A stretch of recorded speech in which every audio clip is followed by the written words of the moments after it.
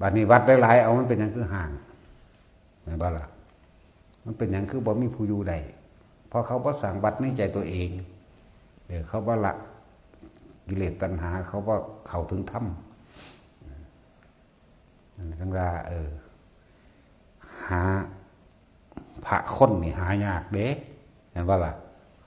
พระพุทธรูปก็ยังสร้างง่ายอยู่เด้เนาะ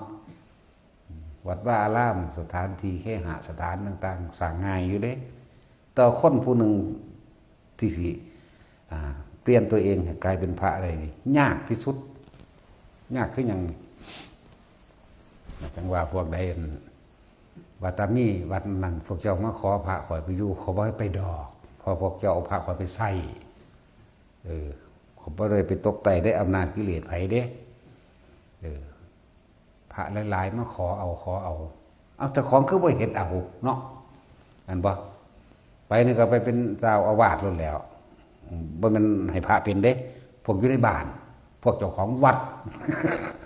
อีหลีนั่นแหละจึงบอกในสำนักของเฮาพุทธคลุกาลามอย่าไปอยู่วัดบ้านอื่นอย่าไปอยู่วัดผู้อื่นอย่าไปอยู่วัดเก่าอย่าไปอยู่หม้องใดให้สร้างเอาใหม่เลยบอกเด็ดขาดโลดถือว่าวัดนั้นเป็นวัดห้างบ่มีผู้ใดโอ้ยนิมนต์อัญญาคู่พระอาจารย์อยู่ทั้งสันสี่แล้วพ่อตาพวกเจ้าสร้างได้มีสื่อมีเสียงเกิดขึ้นมาแล้วเขาสิมาควบคุมพวกเจ้าเขาสิมาเป็นเจ้าอาวาสเองเขาสิมาบริหารถ้าเฮาแนะนำมันผิดทำผิดวินัยไม่วัดนี่สร้างมาแต่พ่อแต่แม่เด้มันที่ไปหันเด้จื้อไว้โลดที่หลวงพ่อเว้าอยู่ดูสิ่งใดที่ได้มาเพราะผู้อื่นสิ่งนั้นเป็นดุจดั่งของยืมเขามาถ้าหากว่าเขาต้องถามก็เป็นที่น่าละอายแม่นว่าสั่นวัดพ่อวัดแม่โอ้ตายละกูเนี่ยบ่แม่นวัดกูอยากว่าล่ะถ้าเขาสั่งมาโดยลำพังเขาเองโดยปัญญาสติบารมีเขาเองไผสิว่าหยังบ่ได้สะทกสะท้านอยากบ่ล่ะและอันพวกคิดไว้ว่าเด้อพวกคิดไว้ว่าจัก5 ปี6 ปีแล้วกูสิไปอยู่วัดนั้นวัดนี้หรือกูสิกลับไปบริหารวัดเก่ากูบ่มีทางมันบ่แม่นบริหารมันสิหนักกว่าเก่าอีกเข้าใจว่าล่ะตัวเองยังมีความอยากอยู่มันสิไปสร้างหยังใดมีแต่ทำลายกันนั่นแหละสิกลับไปบริหารจังซั่นสิบ่มีทางเด้อเพราะผู้เก่าเขาก็บ่แห้งอยู่แล้ว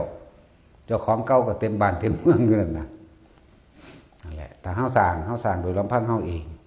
คือเขานิมนต์ไปเอาวัดอยู่หั่นห้างเบิดแล้วจังซี่ขอมันก็ห่างตัวพวกเจ้าเป็นผู้บริหารไหมนั่นบ่ล่ะพวกเจ้าว่าทำตามพระธรรมตามพระวินัยของพระผู้เพิ่นไปอยู่ไหมพวกเจ้าเอาจังใดดีเฮาจัดงานจังซั่นจังซี่ผ้าบวงสรวงอันนั้นแน่เฮ็ดนี่แน่แม่นบ่ล่ะมันบ่มีได้บวงสรวงมันบ่มีได้เลี้ยงผีมันบ่มีได้สร้างพญานาคจังซั่นแล้วเพราะว่าเฮ็ดนำก็ด่าเขาด่าพระแม่นบ่ล่ะเขาเจ้าสิอยู่ได้บ่นั่นแหละจังว่ามาขอพระไปจำพรรษาสิอย่ามาอีกไผก็เลยผัวเจ้าบ่มีบ่ลูกเจ้าบ่มีบ่คือบ่พากันบวชเอาเองเนาะมาขอหาแม่มึงบ่ พวกนี้เขาบวชว่านี่เขาต้องการมรรคผลนิพพานเท่านั้นเด้ที่เขาอยู่ได้นี่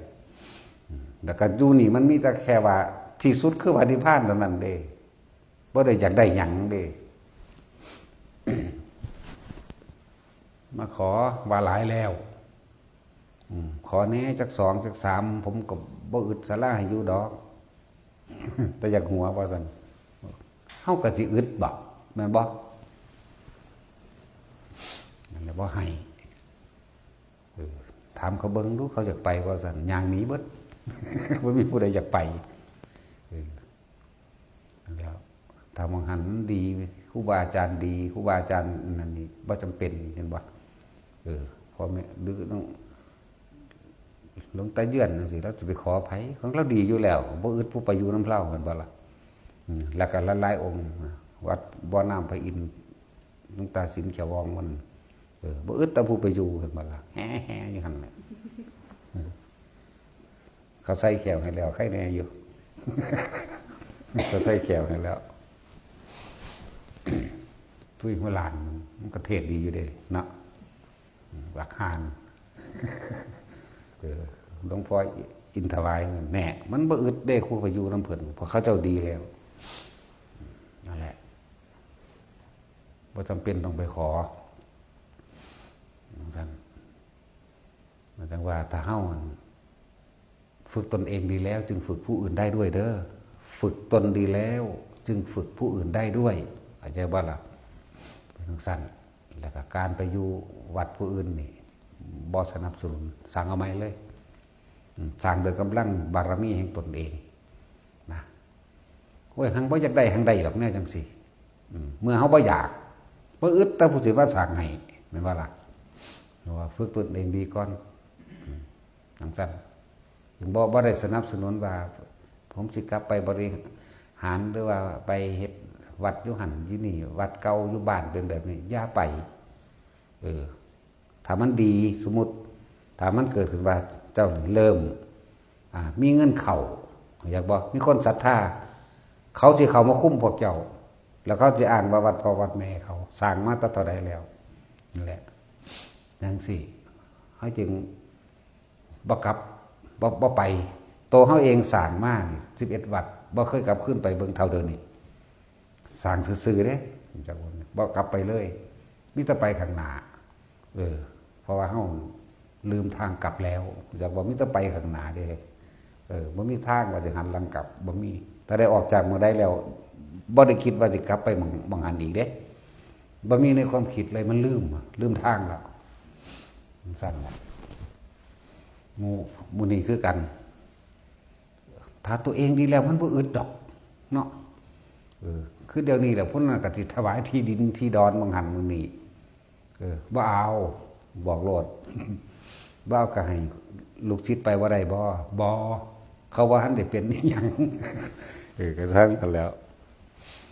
นั่นแหละถ้าผู้เขาอันนั่นแน่นั่นจังให้ไปมันปีนึง2 ปีก็สร้างเฮาก็เบิ่งอยู่มั้ยถ้าว่าเขาก็ฝึกตัวของดีแล้วพอดีให้ความรู้หมู่พวกต่างๆได้แล้วไปให้ไปมัน10 ปีบ่ดีบ่ให้ไปอยากว่าล่ะ